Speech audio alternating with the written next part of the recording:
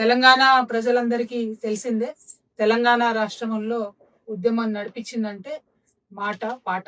మరి మాట చెప్పినటువంటి అనేక మంది పెద్ద మనుషులు మనకు బాట చూపించినట్టే పాటతోని అనేక మంది సామాన్య ప్రజలకు ఉద్యమం ఏంటి, ఉద్యమ అవసరం ఏంటి, తెలంగాణ రాష్ట్రం రావడం వల్ల లాభం ఏంటి అనేటటువంటి విషయాలు ఊరున గజ్జగట్టుకొని తిరిగినటువంటి కళాకారులందరూ వినిపిస్తేనే ప్రతి ఊర్లో కూడా ఉద్యమం ఉవ్వెత్తున ఎగిసింది.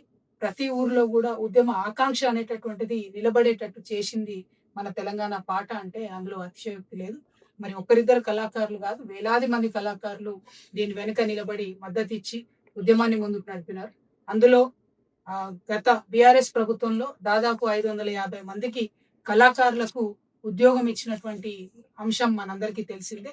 అదే విధంగా అదే స్థాయిలో కళ ఉండి, అదే స్థాయిలో అన్ని రకాల అర్హతలు ఉండి ఇంకా కొంతమందిని ఉద్యోగంలోకి తీసుకోలేదు అనేటటువంటి ఒక బాధ చాలా మంది కళాకారుల్లో ఉన్నది.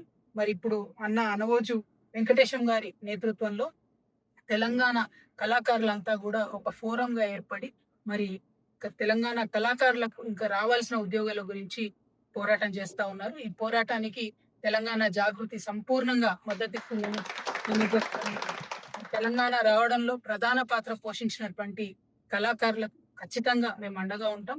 కళాకారులకు ఉద్యోగం ఇస్తాం అనేటటువంటి మాట కాంగ్రెస్ పెద్దలు పదే చెప్పడం జరిగింది. చెప్పి 2 సంవత్సరాలుగా అపాయింట్మెంట్ ఇవ్వకుండా ఇబ్బంది పెట్టడం, కళాకారులు అనేటటువంటి కనీస గౌరవం లేకుండా మరి ఎప్పటికప్పుడు ఊకదంపుడు ఉపన్యాసాలు తప్పితే ఉద్యోగాలు ఇవ్వనటువంటి సందర్భాన్ని గమనిస్తున్నాం. కాబట్టి ఇందిరా పార్క్ దగ్గర పెద్ద ఎత్తున మన కళాకారులందరూ కూడా ధర్నా చేయబోతా ఉన్నారు. ఆ ధర్నాలో కూడా జాగృతి పాల్గొంటుంది. ఈ ప్రభుత్వానికి కనువిప్పు కలిగే విధంగా ఆ ధర్నా ఉంటుందని, ఉండే విధంగా కళాకారులము జాగృతి అందరం కూడా ప్రయత్నం చేద్దాం. ప్రభుత్వాన్ని మేల్కొల్పుదాం, ఉద్యోగాలు సాధి. Thank you. జై తెలంగాణ. జై జాగృతి. జై జై జై